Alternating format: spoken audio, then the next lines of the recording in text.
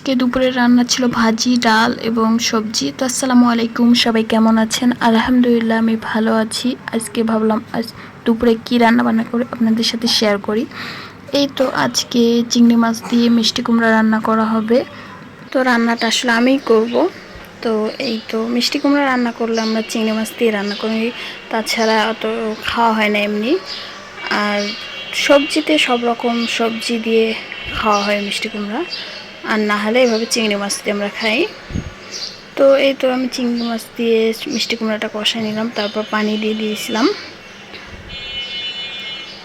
আর আমাদের বাসার সবারই কম বেশি মিষ্টি কুমড়া পছন্দ। তারপরে আমি এই তো এই পাশে ডাল সিদ্ধ করে নিয়েছি, এগুলো একটু ডলে নিয়েছি। আমরা ডাল সেকে নিই, যে সাবাটা আছে ডালের ওটা পরে ফালাই দিয়ে ফুটাই নিই। তারপর এই পাশে হচ্ছে আমি একটু আলু দিয়ে বেগুন ভাজি করব। তার জন্য আলুটা আগে একটু ভেজে নিচ্ছি। সরষের তেল দিয়ে আমরা সব সময় আমরা সরষের তেল দিয়ে খাওয়া হয় সব কিছু রান্নাবান্না। তো এই তো আমি সরষের তেল দিয়ে একটু আলুটা ভেজে নিচ্ছি।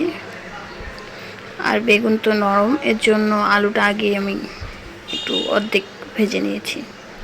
তারপর বেগুন দিয়েছি এখানে। আমরা এটা অনেক সময় রুটি দিয়ে, নাস্তায়, সকালে পরোটা দিয়েও খাই। তারপর এই পাশেই তো আমি ডাল ফুটাই নিয়েছি, ওটা এখন রসুন আর পেঁয়াজ দিয়ে তেলে দিব। তো আমি এখানে একটু রসুন আর পেঁয়াজ দিয়ে দিলাম। পাশে আমি ডাল তেলে দিচ্ছি চুলায়, আর এক পাশে আমি হচ্ছে বেগুন আলু আর কি ভাজি করতেছি। দুই পাশে দুইটা দিয়েছি। এই তো আমি পেঁয়াজ আর রসুনটা ভাজার পরে একটু জিরা দিলাম।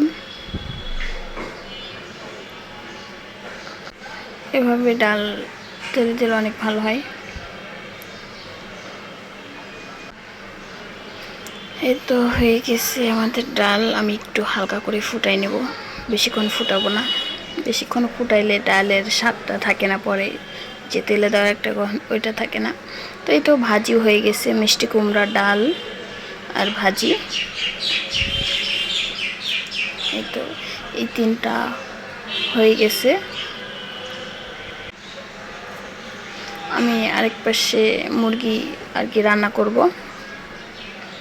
তো আমি এটা কষাই নিচ্ছি একটু ভালো করে। আমরা যত কিছু রান্না করি ডাল থাকেই, কেন ডাল সবারই অনেক পছন্দ। আর বাচ্চারা আছে, এর জন্য আপু মেয়েও হচ্ছে ডাল ছাড়া ভাত খাইতে চায় না, আরও অনেক পছন্দ।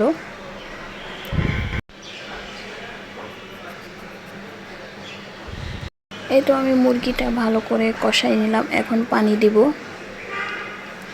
তারপর কিছুক্ষণ ফুটে গেলে আমি হচ্ছে এই তো নামাই নেব মুরগি। এই তো রান্না হয়ে গেছে। আজকে দুপুরে কে কী রান্না করলেন অবশ্যই কমেন্টে জানাবেন। তো ভালো থাকবেন, সুস্থ থাকবেন। আল্লাহ হাফেজ।